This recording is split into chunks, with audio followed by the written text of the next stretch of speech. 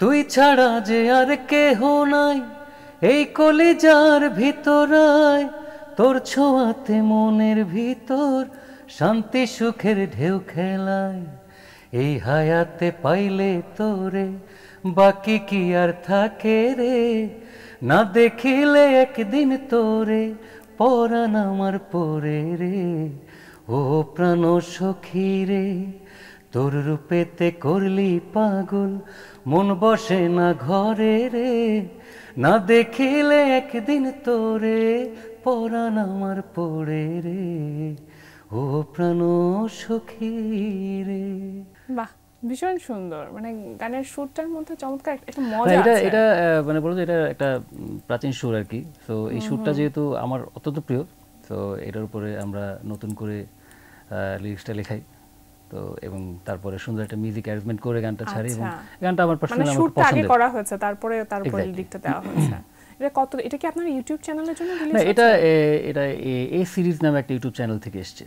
আচ্ছা, এখন তো আপনি নিজের ইউটিউব চ্যানেলে খুব কাজ করছেন এবং বেশ অ্যাক্টিভ দেখছি আমরা। যেটা বলছিলাম শুরুতেই যে মন মজানোর মন্ত্র, সুজন সখী, এই গানগুলো সম্প্রতি রিলিজ হয়েছে। একটু জানবো যে মন মজানোর মন্ত্র মানে এটা আসলে কি, মূলত কি বক্তব্য? না, এটা আসলে তুমি জানো বন্ধু জানো গো, মন মজানোর মন্ত্র পড়া। আচ্ছা, এটা ডুয়েট গান আমার সাথে শান্তা দেব নামে একজন শিল্পী, উনি বেশ ভালো গান, উনি নতুন শিল্পী, উনি গিয়েছেন হানিফ খানের কথা ও সুরে এবং আহমেদ সজীবের সঙ্গীত আয়োজনে। আচ্ছা। তো এই তো আর কি, মোট কথা হলো যে আমি চেষ্টা করছি আমার যেহেতু প্রত্যেকটা শিল্পী এখন নিজস্ব প্ল্যাটফর্মে বিজি, তো আমি আমার ইউটিউব চ্যানেল বলি, ফেসবুক বলি, যতগুলো প্ল্যাটফর্ম আছে আর কি, ডিজিটাল প্ল্যাটফর্ম, সেগুলোকে বিল্ড আপ করার চেষ্টা করছেন। আচ্ছা, এই মন মজানোর মন্ত্রের কেমন পেয়েছেন শ্রোতা দর্শকদের কাছ থেকে? আলহামদুলিল্লাহ ভালো। যেহেতু আমার চ্যানেল একটা সুবিধা হচ্ছে, যেহেতু এখানে সাবস্ক্রাইবার গুলো সব আমারই সাবস্ক্রাইবার, যারা আপনাকে পছন্দ করে। এক্স্যাক্টলি তাই। এবং আমি এখানে গান রিলিজ করলে তারা বেশ এনজয় করেন, এবং মোটামুটি একটা ছাড়ার পরেই একটা ভালো একটা রেসপন্স পাওয়া যায় আলহামদুলিল্লাহ। এখন তো আসলে প্রতিটা দিন কিন্তু অসংখ্য গান রিলিজ হচ্ছে, তার মধ্যে যখন অস্থির একটা সময় মানে যে যার কে কোন দিক থেকে কোন গান রিলিজ হচ্ছে এটা বলা খুব মুশকিল। এই জায়গাটা থেকে একটু চ্যালেঞ্জ ফেস করেন? অবশ্যই চ্যালেঞ্জিং। মানে আমার ইউটিউব চ্যানেল আমি শুরু করি একটা আঞ্চলিক গান দিয়ে। আচ্ছা, একদম জিরো সাবস্ক্রাইবার থেকে। কতদিন আগে? এটা বছর দুয়েক আগে। আচ্ছা। এবং এটা বেশ ঝুঁকিপূর্ণ ছিল, যে একটা আঞ্চলিক গান, আমার বাড়ি বরিশাল, তো বরিশালের একটা আঞ্চলিক গান দিয়ে আমি শুরু করি, বরিশাল শিরোনামে একটা গান। তো আলহামদুলিল্লাহ, এবং এই গান থেকে যে এত সাড়া পাবো সেটা আসলে আমরা চিন্তাও করিনি। আমার বন্ধু আরিফ হোসেন বাবুর লেখা এবং সুর করা, রাফির কম্পোজিশনে। আঞ্চলিক গান মানে কোন দেশের গান ছিল সেটা? বরিশালের গান। আচ্ছা।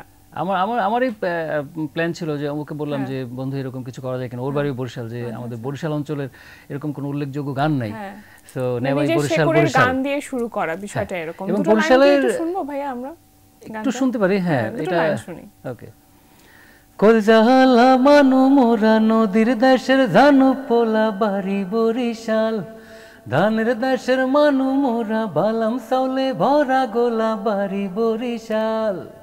মুগ দেশে বইয়া গেছে এক্সের নদী খাল, নেভাই বরিশাল মুগ বরিশাল। মুগ দেশে বইয়া গেছে এক্সের নদী খাল, নেভাই বরিশাল মুগ বরিশাল।